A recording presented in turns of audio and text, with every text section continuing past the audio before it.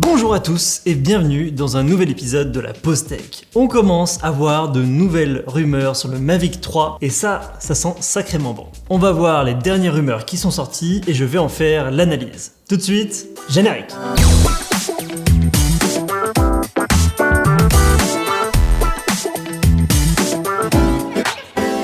Le Mavic 3 est peut-être le drone le plus attendu de l'année, voire même de l'année dernière, parce que le Mavic 2 Pro est une référence à la fois pour les amateurs et les professionnels. Toute une profession utilise ce matériel qui est à la fois polyvalent, robuste, et nous on doit faire à peu près 95% de nos prestations avec cet appareil. Et la relève, on l'attend depuis un moment. On avait déjà sorti une vidéo en février 2020 sur ce qu'on attendait du Mavic 3, et déjà à l'époque, on disait qu'il allait sortir début 2020. C'est pour dire, c'est une éternité dans le monde de la high-tech. Mais on commence à avoir quelques indices qui nous montrent qu'il devrait pas trop arriver à tarder. J'ai un petit pressentiment. Déjà, premièrement, il n'y a plus de stock du Mavic 2 Pro. Déjà, chez Studio Sport, qui est à la fois le plus gros revendeur français et le revendeur chez qui s'approvisionnent les autres revendeurs français, le produit est en rupture fournisseur. Et on peut voir d'autres boutiques, comme par exemple Hexadrone, chez qui le produit est en rupture définitive. Une rupture définitive ? Absolument, c'est une rupture, absolument. On suppose que DJI ne va pas laisser un trou dans la gamme trop longtemps,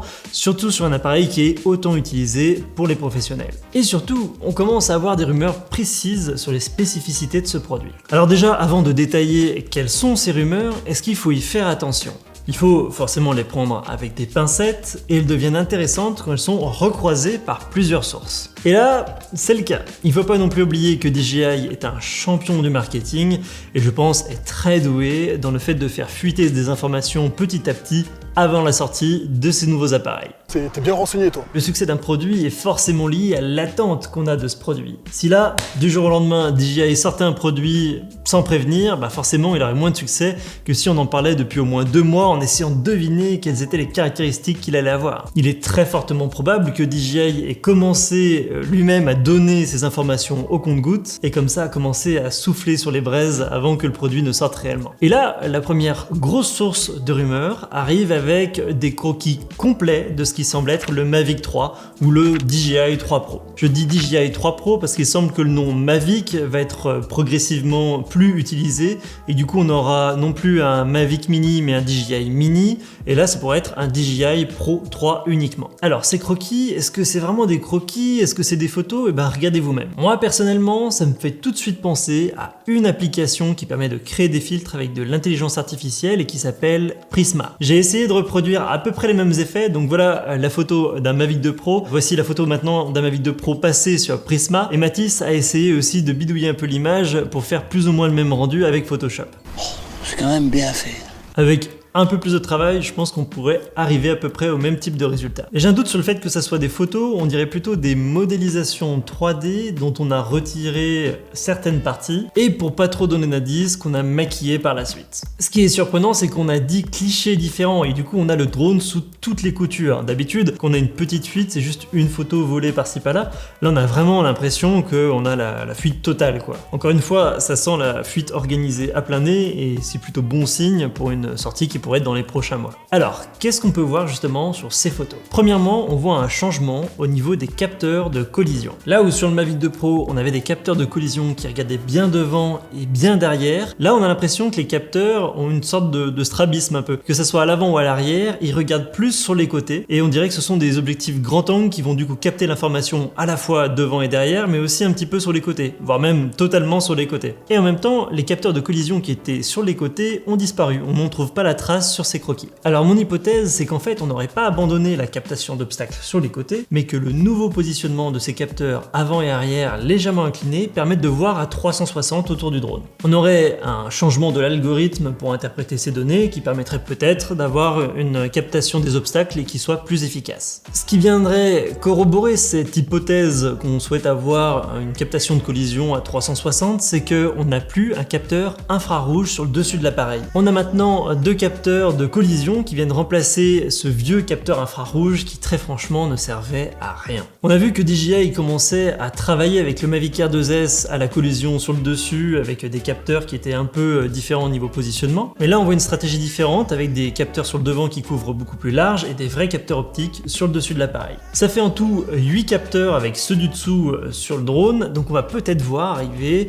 une captation d'obstacles à 360. Est-ce que ça sera aussi bon que le Skydio 2? Car Skydio a toujours eu une longueur d'avance par rapport à DJI sur le sujet. Niveau batterie, on voit que DJI semble avoir abandonné la batterie qui s'enlève par le dessus et on retrouve comme pour le Mavic Mini une batterie qui s'enlève à l'arrière de l'appareil. Les rumeurs parlent de batterie 6000 mAh, ce qui pourrait donner 40 minutes d'autonomie. Alors 40 minutes d'autonomie donnée par DJI, ça donne toujours 30 minutes en réel. Mais ce qui est intéressant, c'est qu'on parle ici dans les rumeurs de batterie Li-ion et non plus de batterie LiPo. J'ai été très agréablement surpris des premières batteries Li-ion qui ont été utilisées par DJI sur les Mavic Mini, parce que même si les Li-ion ont moins de pêche que des LiPo, ça leur permettait d'avoir une plus longue autonomie. C'est ce que font également les gens quand ils font du FPV. Les personnes qui font du long range préfèrent avoir des Li-ion, ça permet d'avoir plus d'autonomie, mais par contre il y a moins de pêche, donc il y a moins de reprises sur des dives ou des acrobaties par exemple. Mais dans le cadre d'un quadricoptère stabilisé, est-ce que c'est vraiment un problème? J'en suis pas sûr, et on va voir si justement ça va changer le comportement de l'appareil.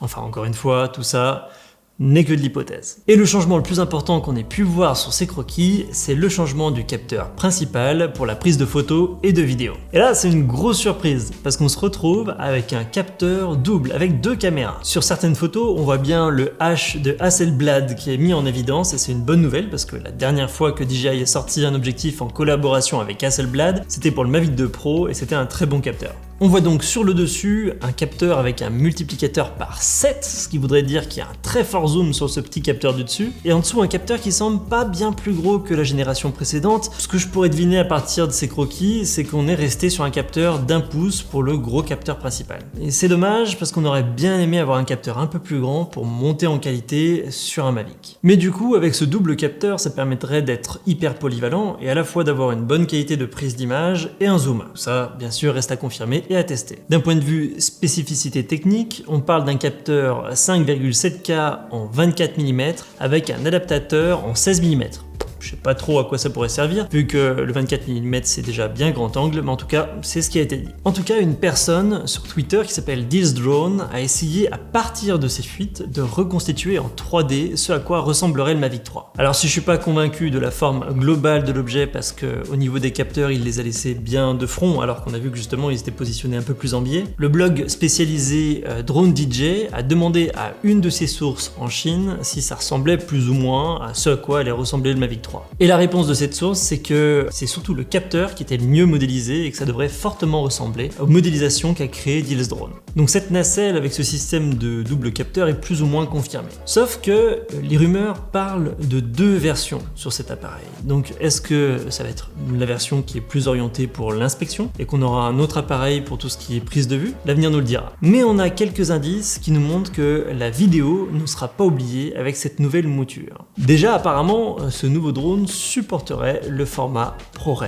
Le ProRes, c'est un codec qui permet d'avoir une image avec moins de compression pour garder une plus grosse qualité à l'enregistrement. Sauf que le ProRes, ça prend énormément de place et des fois il faut compter sur un débit d'enregistrement pas loin des 1 gigabit seconde. Autant vous dire que les cartes SD que l'on met actuellement à l'intérieur des drones ne seront pas suffisantes. Et sur Twitter, il y a un élément qui a fait débat, c'est que la rumeur parle d'un stockage interne de 1 Tera, ce qui est énorme. Ça paraît à la fois complètement loufoque parce qu'aujourd'hui les versions qu'on a c'est 8 Go de mémoire interne, c'est rien, et en même temps pas si loufoque que ça si jamais il y a une compatibilité avec le ProRes. C'est un peu comme l'Inspire 2, le drone pilotable à double commande qu'on a aujourd'hui chez pas mal de professionnels. On a une version normale qui filme sur carte SD et une version avec des codecs comme le ProRes qui peut filmer en RAW et qui lui enregistre sur des SSD internes à l'appareil. Donc est-ce que finalement on n'aurait pas une gamme qui serait plus dédiée à la prise de vue classique de l'inspection qui serait avec des cartes SD et une gamme avec un SSD interne pour enregistrer ce ProRes justement? Là vraiment, c'est une hypothèse de ma part. On n'en sait rien du tout, mais ça me paraîtrait plus ou moins logique. En tout cas, ça a intérêt à assurer au niveau des capteurs pour pouvoir assurer la qualité nécessaire avec ces nouveaux codecs. Alors voilà pour l'essentiel. Qu'est-ce qu'on a d'autre au niveau des rumeurs qu'on a pu entendre selon la même source? Une des rumeurs qui a été avancée, c'est qu'il n'y aurait plus cette nacelle de protection en plastique devant l'appareil grâce à un système de auto-blocage de la nacelle lorsque l'appareil serait à l'arrêt. C'est vraiment un des derniers éléments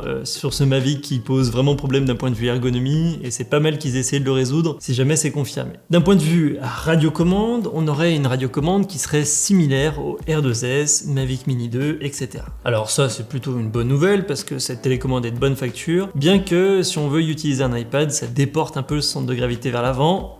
On va attendre de tester tout ça. Et enfin, apparemment, il y aurait une nouvelle Smart Controller qui serait compatible avec ce drone. Là, pas plus d'informations que ça. Mais surtout, moi, ce qui me fait peur, c'est que l'appareil utilise DJI Fly. On en a déjà parlé pas mal dans le test du Mavic Air 2S et j'aimerais pas que la conséquence de l'utilisation de cette nouvelle télécommande, ça soit qu'on soit obligé d'utiliser DJI Fly. Dans DJI Fly, il y a quand même certains paramètres, certains modes de vol qui manqueraient beaucoup aux professionnels et je serais le premier mécontent de devoir utiliser cette application au lieu de DJI Go 4. Ça serait dommage de proposer un super drone avec une application qui soit pas au niveau. Concernant la date de lancement, on parle d'octobre, novembre, mais d'autres sources disent que ce serait pas avant janvier à cause de la pénurie des composants électroniques qu'on subit tous actuellement. Certaines sources parlent de octobre-novembre et d'autres de janvier 2022 à cause de la pénurie des composants électroniques qui sévit globalement aujourd'hui. Mais on a quand même des dates qui sont de plus en plus précises, donc vu les stocks disponibles, il y a de fortes chances que ça arrive bientôt. Voilà, j'espère que ce décortiquage des rumeurs vous aura plu. Si oui, dites-le nous en commentaire et on refera de nouveaux épisodes si jamais il y a de nouvelles informations qui sortent. J'espère également que vous aurez remarqué qu'on a un petit peu changé notre configuration au niveau son, lumière, on améliore petit à petit notre studio. Et il ne me reste plus qu'à vous dire à très bientôt. Bon vol!